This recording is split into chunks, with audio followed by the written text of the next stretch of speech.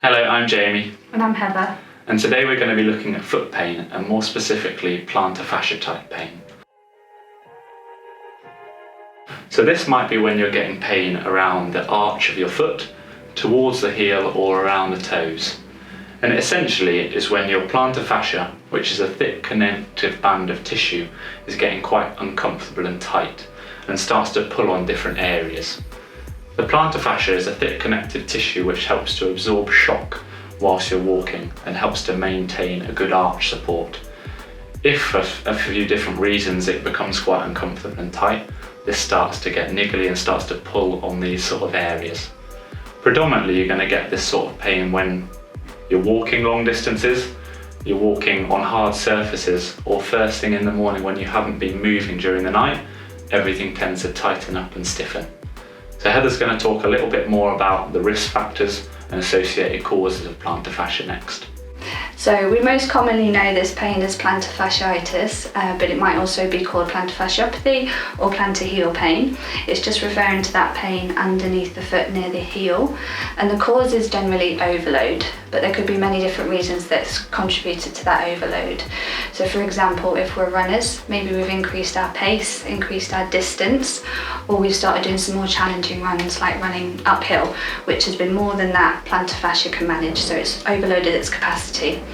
There might be some tightness in the calf muscles that could be adding tension to the plantar fascia under the foot that causes some of our pain. We might have changed our footwear, so if it's a change of seasons, we've gone from a closed shoe maybe to like flip-flops or sliders, again that can overload the plantar fascia tissue underneath. For those of us that maybe don't do as much activity, we might have started doing something new and going from a low level of movement to a bit more, another reason that could overload that plantar fascia. Or we might have developed some weakness further up the limb, so maybe the hip or the knee has got a little bit weak, and so the whole body is putting more force and stress onto those tissues underneath the foot. So we're just going to have a little bit more of an assessment of the plantar fascia and how we might diagnose it in a treatment session. So, as we said before, the plantar fascia helps to maintain the arch support of the foot. Where it inserts predominantly is on the inside of the heel, okay? So when we're having a little look to see if someone might have plantar fascia, what we might do is put a little bit of pressure onto the inside of their heel and around the edge of their heel. Quite often in someone with plantar fascia, that will be very uncomfortable to put pressure on. They might also have pain that's coming all the way along their arch support towards their big toe. And quite often what we'll see in people with any plantar fascia type pain is that their big toe itself, when we're testing it into different movements, is quite stiff and rigid. So when we're looking at this, that might help us differentiate and diagnose these sort of conditions, and that gives us a basis that how we can treat it. So one of the first things we look at when managing plantar fascia pain is load management. So we want to find a level of activity that you can do that keeps you moving, but it doesn't bring on any of your pain. So for example, if your walking distance is 15 minutes at the moment, and that's what it can manage without pain, going very high, we'd keep it at that and then just find some alternative that you can still do. So cycling, swimming might be a much nicer activity to keep you active at the moment. If you're a runner, you might be able to manage short runs. You might be able to manage slightly slower paced runs, or you might be able to manage flatter runs, so less challenge to the plantar fascia. Again, keeping that threshold so you're not bringing your pain too high. Or it might be that we have a complete break from running and then we reintroduce some other type of cardio activity for a small time, just until the plantar fascia has time to heal, and then we can reintroduce it in small steps. So along with sort of managing your load to reduce the pressure on there and reduce irritability, there are a few other self-help techniques that we can use to help reduce pressure and desensitize that area from pain. So the first one we can do in sitting, so whether you're at your desk or sat watching TV, you can try to stretch out your plantar fascia and your big toe a little bit more so that everything moves a bit more freely and will become less tight, stop pulling on this area. So what Heather's going to do is she's going to bring her foot all the way up into this position, grab around her big toe and apply a little bit more of a stretch. As you can see from Heather, you can see her plantar fascia becoming quite taut there. So we want to hold that position for 20-30 seconds at a time and try to repeat that fairly regularly throughout the day. That will help offload this area to reduce pressure. Another quite good technique that we can do whilst we're in this position is we can have a little bit of pressure onto the plantar fascia itself. So Heather's going to pop her thumb all the way along, starting from her heel, and gently getting her to bend and straighten her toes. That will help that plantar fascia glide and apply a little bit of tension to try and relax that area and reduce its sensitivity. And she'll go all the way along that plantar fascia, finding any areas that are a little bit more uncomfortable or tight, focusing on these, and again repeating this fairly regularly throughout the day.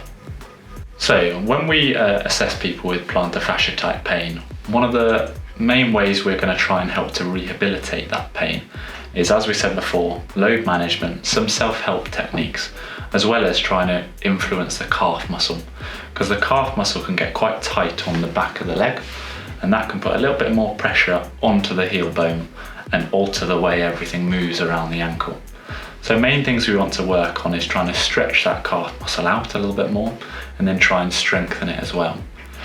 When we're trying to stretch and strengthen this muscle, we also want to have the plantar fascia on a little bit of tension to help to rehab that and help to get it less uncomfortable and irritated underneath the foot.